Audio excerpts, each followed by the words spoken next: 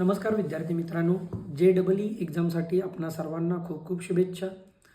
या एक्झाममध्ये आपल्याला माहिती आहे की JEE मेन्स एक्झाममध्ये सेक्शन ए आणि सेक्शन बी असे दोन सेक्शन असतील।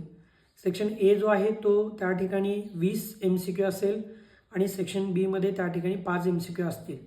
अशा पद्धतीनं 20 + 5 25 आणि प्रत्येक MCQ 4 मार्कासाठी आहे, म्हणजे 25 चोक 100, म्हणजे फिजिक्स 100, केमिस्ट्री 100 आणि मॅथ्स त्या ठिकाणी 100, अशा पद्धतीनं टोटल 75 MCQ आणि या सर्वांसाठी त्या ठिकाणी 300 गुणांची ही JEE मेन्स एक्झाम असेल।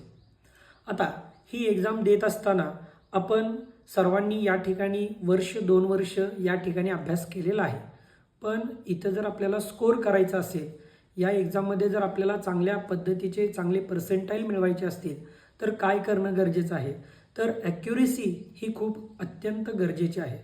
ॲक्युरेसी याचा अर्थ काय की तुम्ही जे काही MCQ सॉल्व करत आहात त्यापैकी किती MCQ हे फुल्ली ॲक्युरेट आहेत, 100% ॲक्युरेट आहेत, हे बघणं खूप गरजेचं आहे।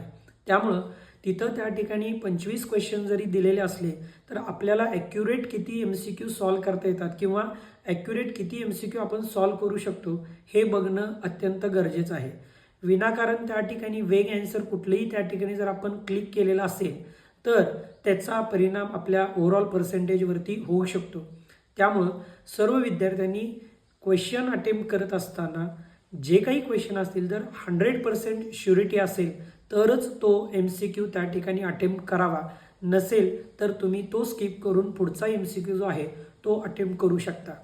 तर अशा पद्धतीनं JEE एक्झाम जी आहे त्या JEE एक्झामसाठी सर्व विद्यार्थ्यांना खूप खूप शुभेच्छा। धन्यवाद।